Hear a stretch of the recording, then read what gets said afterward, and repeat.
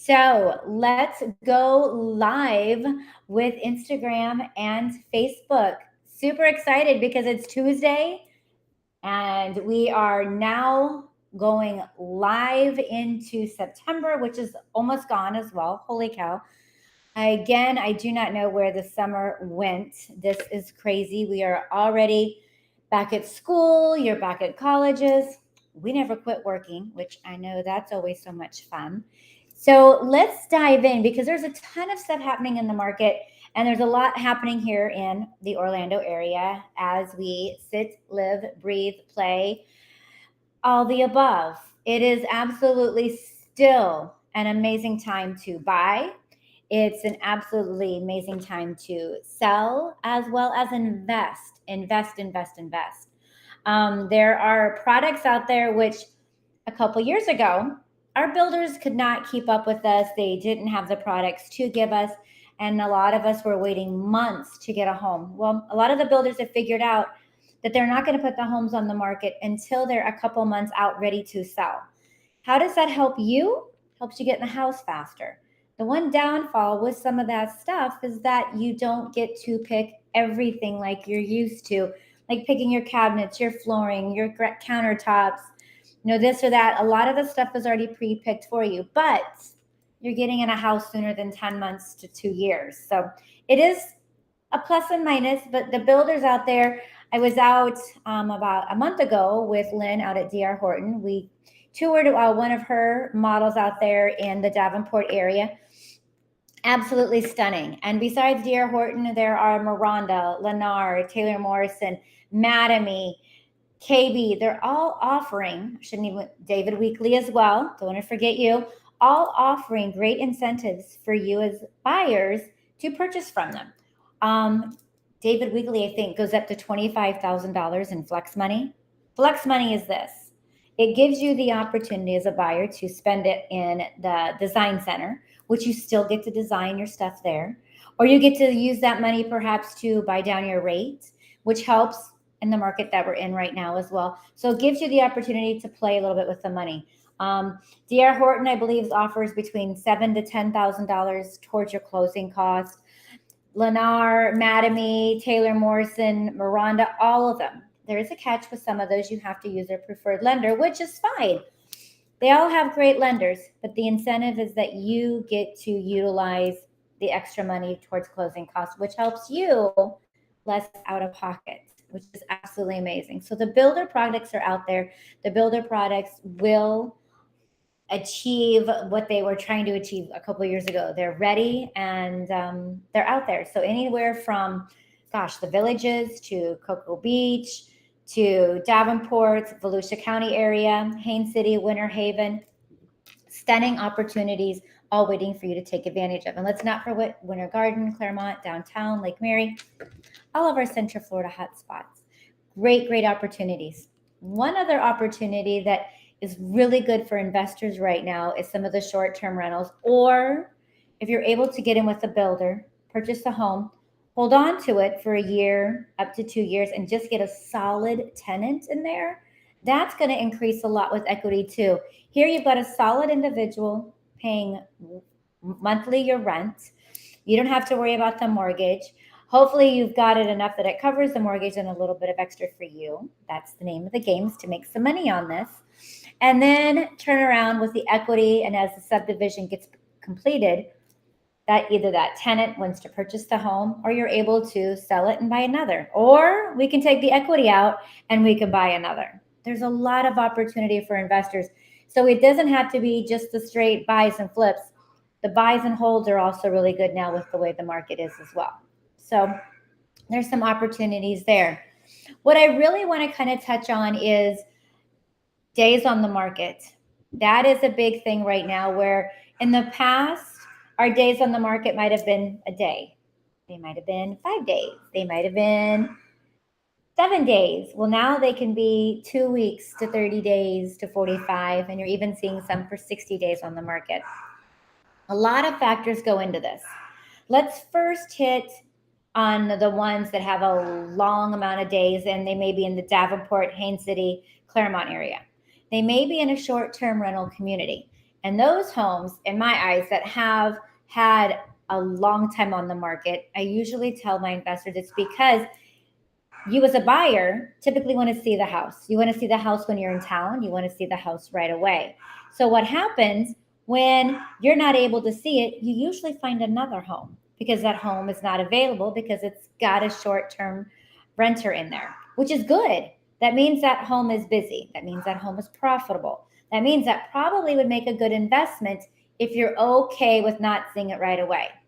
We can do something like that. And we can also put into the contract that until we see the property, maybe extend the inspection period, create an addendum that allows you, the buyer, to feel comfortable about purchasing the home. Lots of ways to do this, but don't be scared of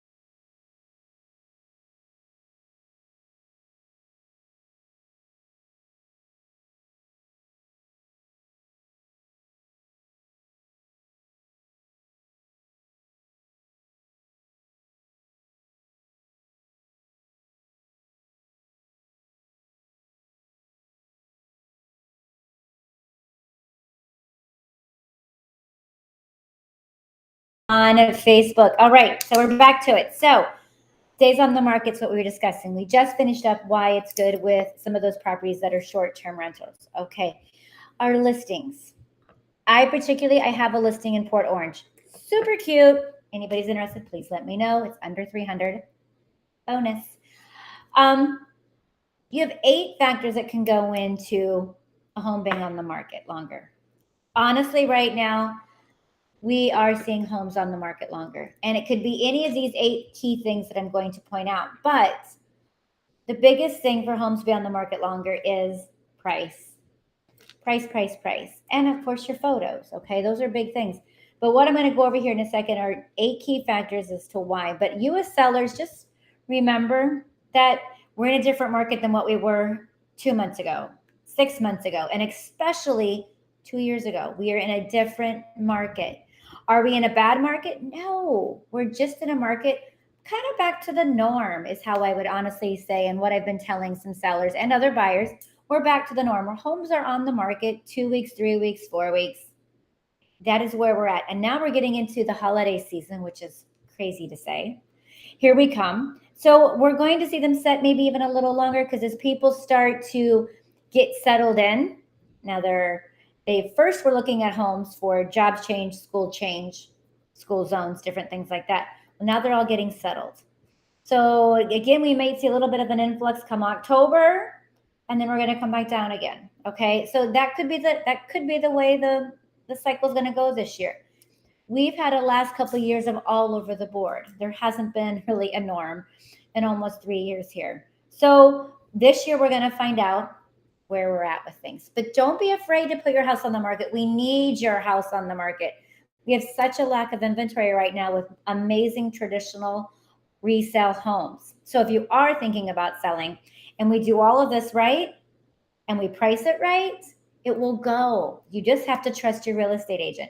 If it's not me, which I hope it is, then trust your agent. Trust what they're showing you, because the key factor with all of this, going into everything, Billy Bob or Susie or John down the road might have sold their house 3 months ago for $500,000. Now the market shows your house is worth $425,000. And what we'll do as an agent is we're going to pull not the active homes that are for sale. An appraiser doesn't care about those. The appraiser cares about what has been sold, not pending, sold. Okay. So if the house sold a month ago at $425,000, Johnny sold for $500,000 last week, and we've got you priced somewhere in the middle, and there's one pending somewhere in the middle, we have a good opportunity of being somewhere there in the middle.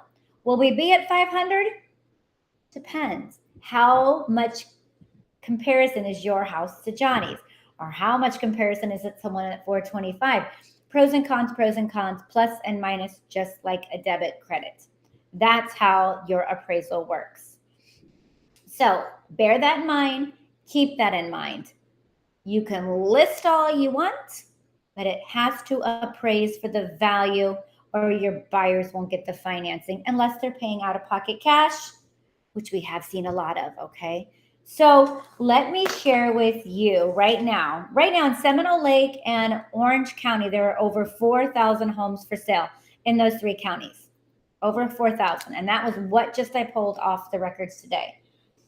Active days on the market right now from 30 days, from August 12th to today. Active days on the market right now, 0 to 30 days is 220. 31 to 60 days is only 58. So we're still looking at about a 30-day on the market for Lake County. Out of all of the units sold, sold in Seminole, 431 of those were sold within 0 to 30 days. So we're majority between Lake, Seminole, and Orange. It's still 0 to 30 days, which is awesome. It's not like 35 to 60 days. We're in a very, very good spread. Active homes in Orange County is 1,800. Pending right now, we have just under 1,500. Okay. With that, your average sales price for a 3-bedroom, 2-bath in Orange County, hang on, is $425,000, give or take. A 4-bedroom average in Orange County is just over $700,000. Not too shabby. Lake, average 3-bedroom, 2-bath, with 220 of those sold within 30 days. 3-bedroom, 2-bath, average price is $365,000, $366,000. 4-bedroom, 2-bath is right around $515,000. That's amazing. Absolutely amazing. So as a seller, be listening, okay? These are averages. Seminole County right now has an average price of a 3-bedroom, 2-bath about $384,000.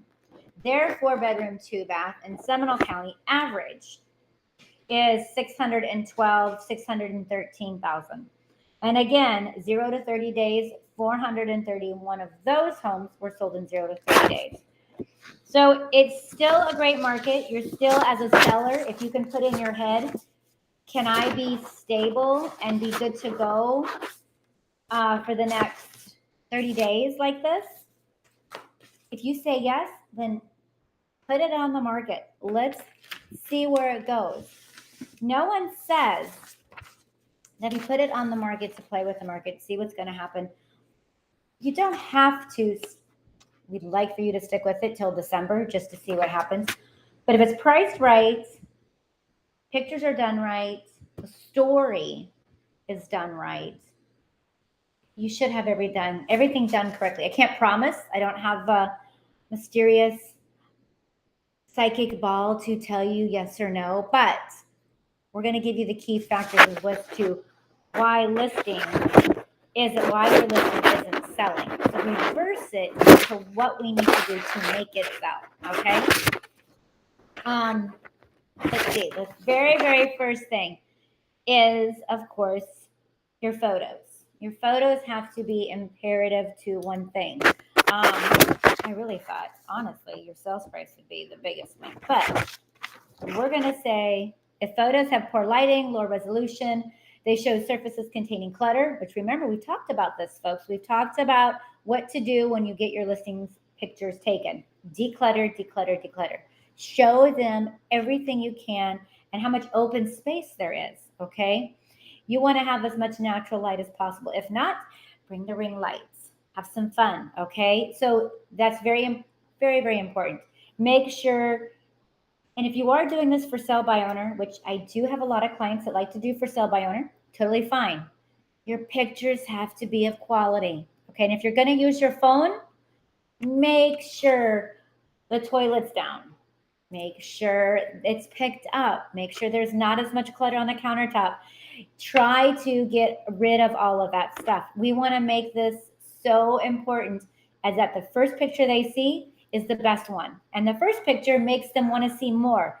Because I know as an agent, if I look at the very first picture of the house and the grass is brown and the front yard is a mess, I may not go to the second picture because you're setting the tone right off the bat as to what the inside may be.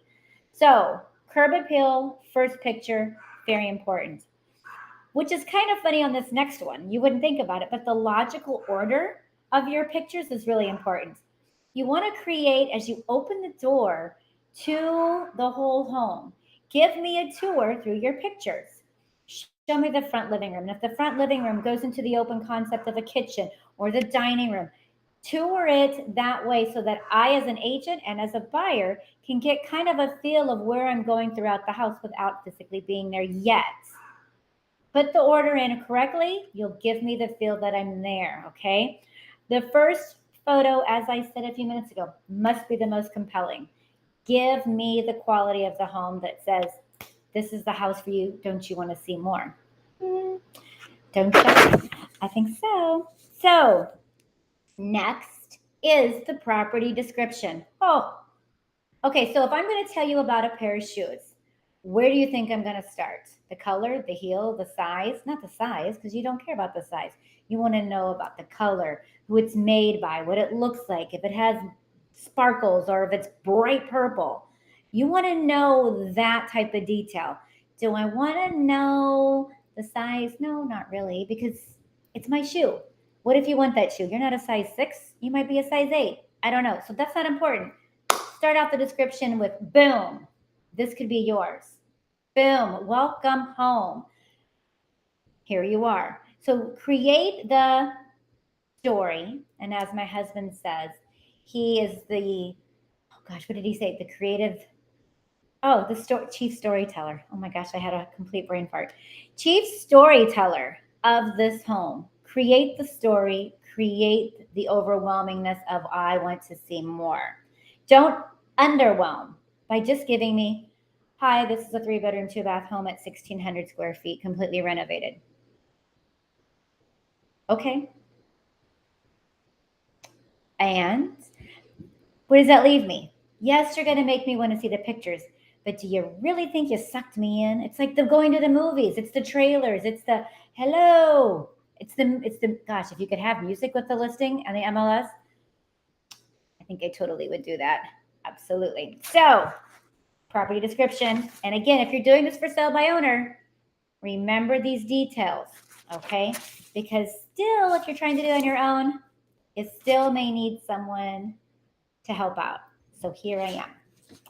So when we talked about the pictures, we also mentioned the curb appeal. Curb appeal. That is the very first picture that you want to showcase your amazing home. If the curb appeal is that of dead grass, a plant in the front yard by the door that's dead, and a very rusty looking pot, and gosh, let's see, a door that has cobwebs all over it. I mean, depending on what you have it looking like, you're not going to want to go inside.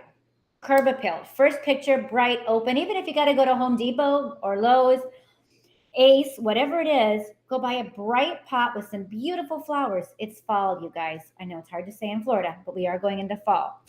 Brighten up that first picture. Brighten up that first step out of the car. Make them want to see more, because I have gone on showings and my clients pull up to the house and there's 10 cars in the yard. There's a broken window in the front door. There's cords hanging out. They want to turn around and go. And it's because the curb appeal is not inviting to them. Invite me in. Have your curb appeal go. And if the house is not what the outside looks like, okay, it's fine. You got me in the door. Curb appeal, first photo. Optimistic pricing. Now, this is a doozy. Okay, so we just talked about being realistic. Optimistic, realistic, and far-fetched. What do we want to be? We want to be in the realist. As again, my husband, boy, this is a couple things he said today. He's a realist. This is the way it is. This is what happens. And how we as agents become realists for you is pulling all of the comps in the area of what? Not homes active, not homes pending, but homes sold. Sold, S-O-L-D, sold. That's what we want. Those are the homes because that's what's going to give us the realistic pricing for what your home will sell for. We can be a little optimistic and go up maybe $5,000, $10,000 to give you some dollars to play with. Totally fine.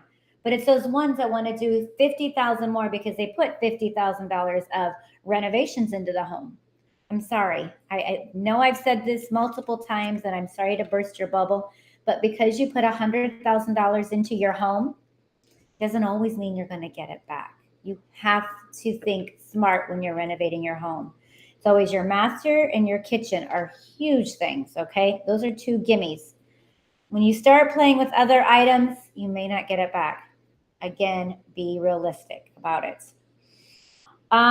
This one here, what is this? Okay, so here it talks about staging the home to help the buyers visualize the potential for each room. And this is very helpful because remember during COVID, a lot of us took closets, bedrooms, utility closets, and we made them into at-home offices. Great ideas, great concepts. And you literally could see it instead of saying, oh, you can make this into this, or you can make that into that. People actually did it. So you visualized it. Something else that we're also seeing a lot of is the virtual staging on the MLS. So if it's a completely blank canvas home, which is awesome when you walk in, but as you're viewing it as a buyer, you see that they put in virtual staging to show you where the couch could go, a picture could go, a TV. Gives you an idea of the flow of the house so that when you do walk in, you're not like, where the hell am I going to put my couch? This room is so small, I don't see a king size bed in here and a dresser and a nightstand. Let's visualize it. Let's stage it. Let's virtually stage it. Give the buyer some ideas of where it goes.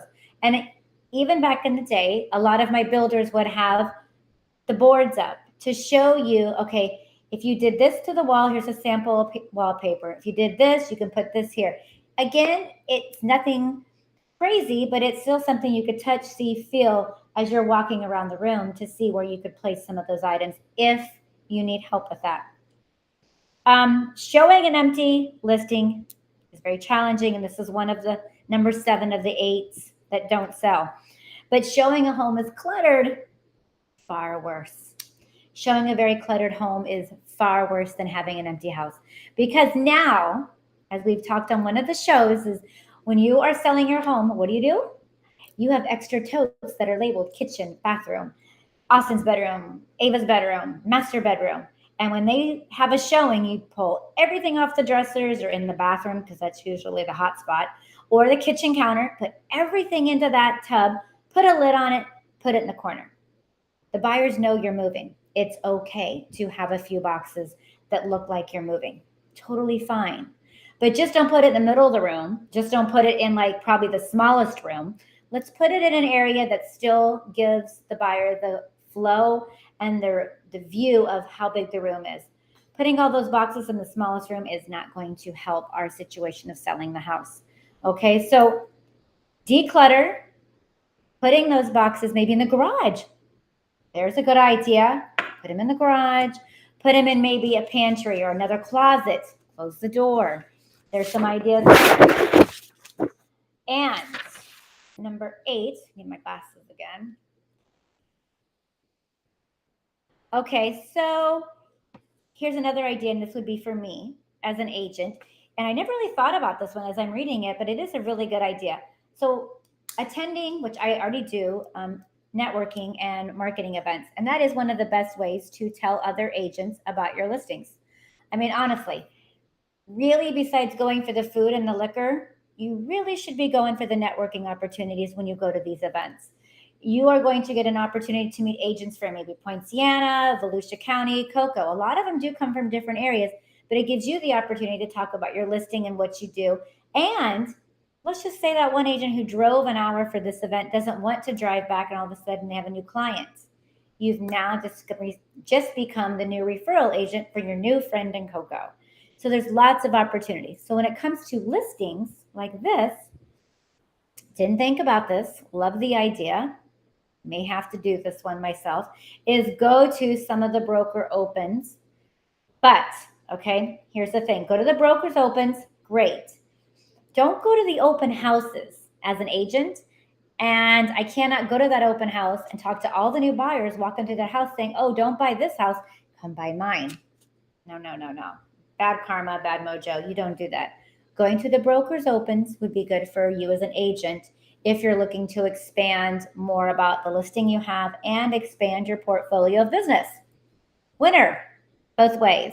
So that is, there is also a website that we can go to as agents, and it's called Listing Shareables. It creates something beautiful in seconds, and you can get it out there to all of the agents. The other ones are different lists that you can create, you can purchase, through, there's 3 or 4 of them through the MLS. But take those opportunities to post your listings to all of the other agents in that area, because honestly, if you're not looking for that piece of property and someone doesn't know, like my property in Port Orange, it's a 2-2. And what's so cool about it, it's kind of in the center, it's a split plan. So the kitchen is right in the center. So it's great for, 2 students or 2 single people, because you could always meet in the kitchen, because it's 2 separate living rooms and 1 neutral kitchen, which is awesome. So even you as an investor, it's a great short-term rental community because it's so close to the beach and 75. So what I just did just now is I just told you about my listing, which is amazing. So agents, if you're watching and listening to Instagram, Facebook, LinkedIn, all your social media outlets are great. And please, this is the funniest thing. You don't have to be perfect, okay? I have the dogs barking in the background. My internet goes down. I have the doorbell ring every so often. Doing this type of stuff, don't be afraid. Just do you, have fun with it, enjoy it, and when you make mistakes, this makes you human.